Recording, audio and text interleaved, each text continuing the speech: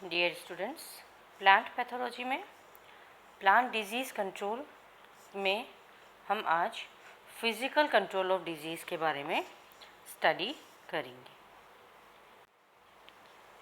ऐसे कौन से फिज़िकल मेथड्स हैं जो कि इनोकुलम को या तो इरेडिकेट कर देते हैं या रिड्यूस कर देते हैं। मतलब ऐसे कौन से मेथड्स, वो कौन से फिज़िकल मेथड्स हैं जो कि इनोकुलम को या तो नष्ट कर देते हैं या उसको कम कर देते हैं। तो these are the physical agents जो कि कॉमनली यूज़ होते हैं in controlling plant diseases. Generally ये क्या होते हैं? टेम्परेचर, या तो हाई टेम्परेचर या लो टेम्परेचर, ड्राई एयर, सूखी हवा, अनफेवरेबल लाइट वेवलेंथ्स और various type of radiations. Generally जो फिज़िकल एजेंट्स हम यूज़ करते हैं वह है temperature, dry air, unfavourable light wavelengths, मतलब जो फेवरेबल नहीं हो इनोकुलम के लिए ऐसी प्रकाश की तरंगें। उसके अलावा बहुत सारे तरह के जो रेडिएशंस होते हैं उसके द्वारा हम इनोकुलम को कंट्रोल कर सकते हैं। With some crops, cultivation in glass और plastic green houses provides physical barrier to pathogens and their vectors. Generally कुछ जो क्रॉप्स होती है वो ग्रीन हाउसेस में लगती हैं या फिर ग्लास हाउसेस में लगती हैं, वहाँ पर भी इनोकुलम की एंट्री प्रिवेंट हो जाती है। इस तरह से भी हम उनको प्रोटेक्ट कर सकते हैं। सिमिलरली प्लास्टिक और नेट कवरिंग जो होती है क्रॉप्स की, उसके द्वारा भी इन्फेक्शन को कम किया जा सकता है या फिर उस जो इन्फेक्शन कॉजिंग वेक्टर्स हैं उनको प्लांट्स तक पहुंचने से रोका जा सकता है। तो these are some physical methods जो कि हम जनरली यूज़ करते हैं और अब हम इसको एक एक करके डिटेल में स्टडी करेंगे। सबसे पहले है सॉइल स्टरलाइजेशन बाय हीट। सबसे पहले है सॉइल को हम कैसे हीट के द्वारा स्टरलाइज कर सकते हैं, निर्जर्मीकृत कर सकते हैं। तो soil can be sterilised in green houses, in seed beds. Generally soil को हम ग्रीन हाउसेस में स्टरलाइज करके यूज़ कर सकते हैं या फिर जो हम नर्सरी लगाते हैं, सीड बेड्स लगाते हैं, उसके अंदर भी हम सॉइल को स्टरलाइज करके यूज़ कर सकते हैं। किससे? By the heat carried in live और एरिएटेड स्टीम और हॉट वाटर। हीट के द्वारा हम उसको कंट्रोल कर सकते हैं, या तो सनलाइट बहुत तेज़ आए या उसके अंदर हीट हम प्रोवाइड कर दें स्टीम के द्वारा, भाप के द्वारा या फिर गर्म पानी के द्वारा। The soil is steam sterilised either in special container into which steam is supplied under pressure or on the greenhouse benches in which steam is piped into and is allowed to diffuse through the soil। जो soil है हम कैसे sterilise कर सकते हैं? या तो उसके अंदर स्टीम सप्लाई कर दें प्रेशर से, या फिर ग्रीन हाउस में, या फिर स्टीम को धीरे धीरे पाइप के द्वारा सॉइल के अंदर डिफ्यूज़ किया जाए तो वो जो गर्म भाप है वह सॉइल को स्टरलाइज कर देती है। Generally at about 50 degree centigrades nematodes, oomycetes fungi और कुछ जो वाटर मोल्ड्स होते हैं वो किल हो जाते हैं। अगर हम वो जो हीट है वो 50 डिग्री सेंटीग्रेड तक निमेटोड्स, कुछ ओमाइसिटीज और कुछ जो फंजाई है वह किल हो जाती है, और कुछ जो अदर वाटर मोल्ड्स होते हैं वह भी किल हो जाते हैं।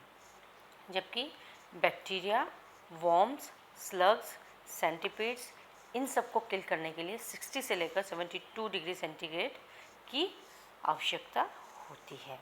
At about 82 degree centigrade most weeds and rest of plant pathogenic bacteria, viruses जो कि प्लांट डेब्रीज में होते हैं वह किल हो जाते हैं। जनरली सबके लिए अलग अलग टेम्परेचर रहता है, तो ये जो टेम्परेचर है ये सब के लिए अलग है। जैसे कि 50 डिग्री सेंटीग्रेड पर निमेटोड्स, ओमाइसिटीज फंजाई और वाटर मोल्ड्स किल हो जाते हैं, और उससे ज़्यादा अगर हम टेम्परेचर बढ़ाते हैं 60 टू 72 डिग्री सेंटीग्रेड पर तो कुछ प्लांट पैथोजेनिक फंजाई, बैक्टीरिया और वॉर्म्स, स्लग्स, सेंटीपीड्स ये सब किल हो जाते हैं। और जब वह टेम्परेचर 82 डिग्री सेंटीग्रेड हो जाता है तब जो उसमें उपस्थित वीड्स होती हैं, खरपतवार, वायरसेस और कुछ जो पैथोजेनिक बैक्टीरिया होते हैं जो प्लांट डेब्रीज में उपस्थित रहते हैं वह भी किल हो जाते हैं।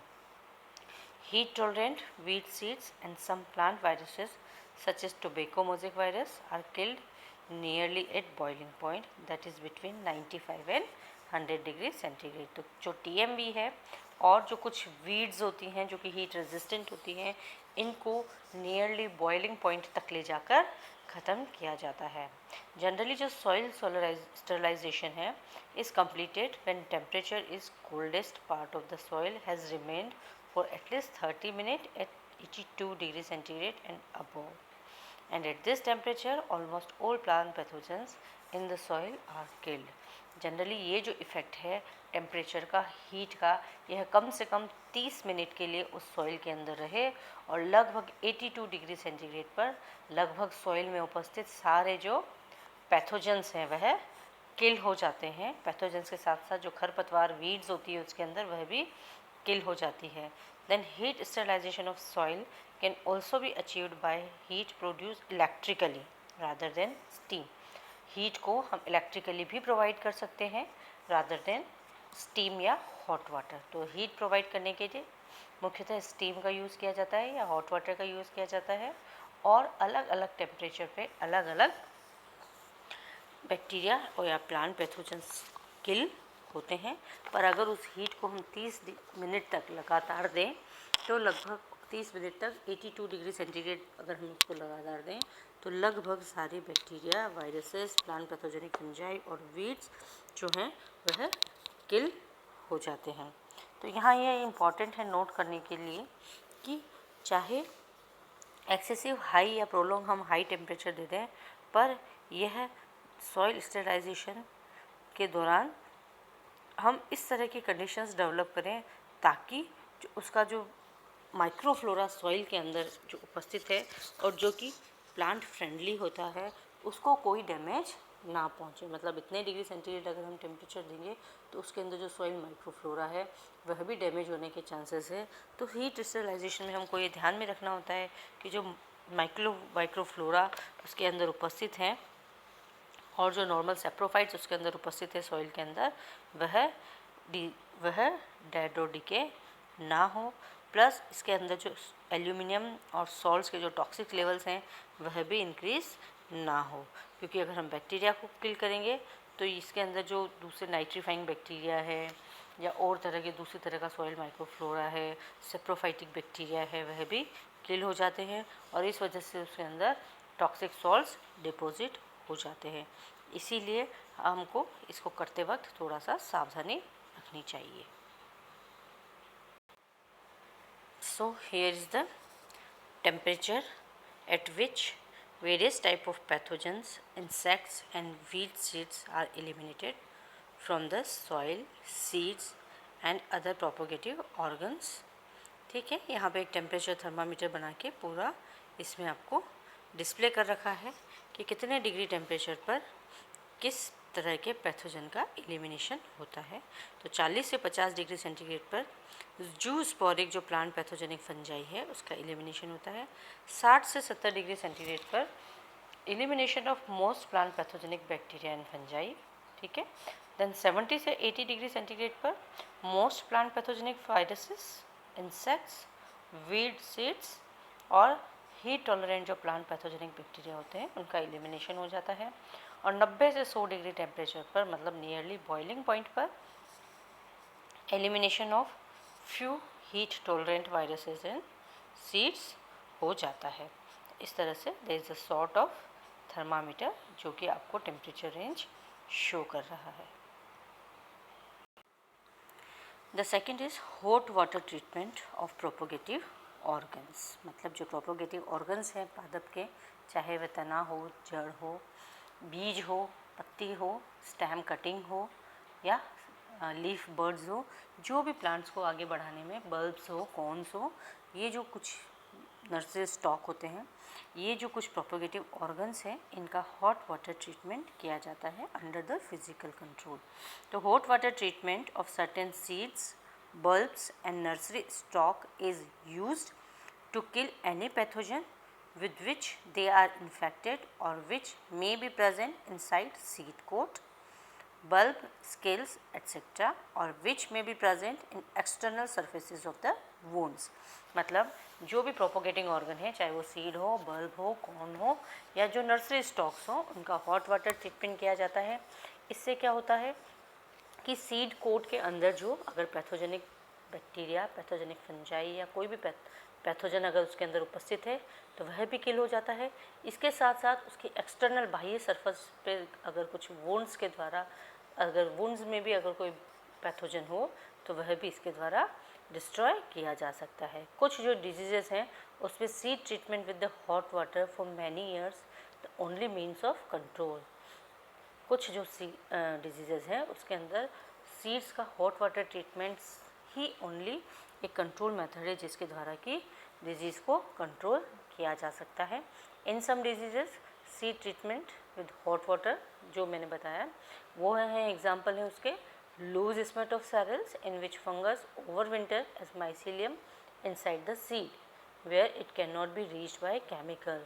मतलब इसके जहाँ पर केमिकल सीड्स के अंदर नहीं पहुँच पाता है वहाँ हॉट वाटर ट्रीटमेंट के द्वारा उसके अंदर उपस्थित जो माइसीलियम होता है उसको हम किल कर सकते हैं। Similarly the treatment of bulbs and nursery stock with hot water frees them from nematodes जो कि उनके अंदर उपस्थित रह सकते हैं।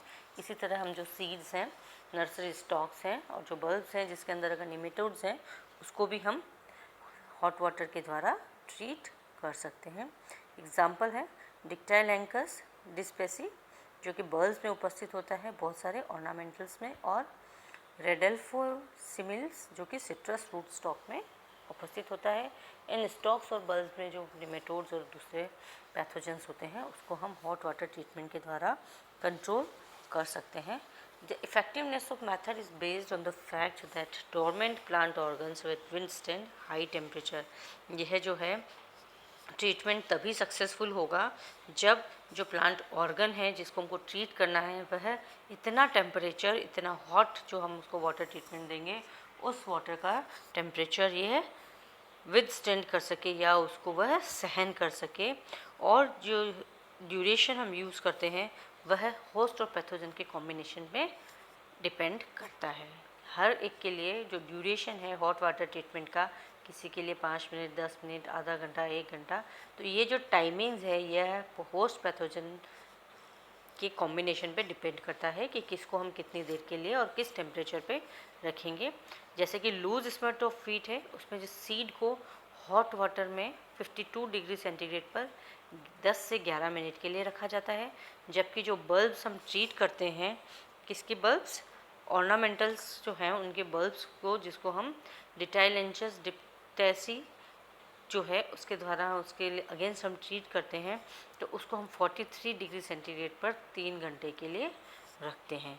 तो ये जो हॉट वाटर ट्रीटमेंट है इसमें यह दो चीज़ें बहुत इंपॉर्टेंट है कि हम उसको कितने टेम्परेचर पर रखते हैं और कितनी देर तक रखते हैं और उस प्लांट पार्ट की टॉलरेंस पावर क्या है। तो जो लूज वीट है उसके लिए हम उसको 52 डिग्री सेंटीग्रेड पर 11 मिनट के लिए रखते हैं, और जो बल्ब्स है उसमें जो है ट्रीटमेंट उसके लिए हम 43 डिग्री सेंटीग्रेड पर 3 आवर्स के लिए, 3 घंटे के लिए हम उसको रखते हैं।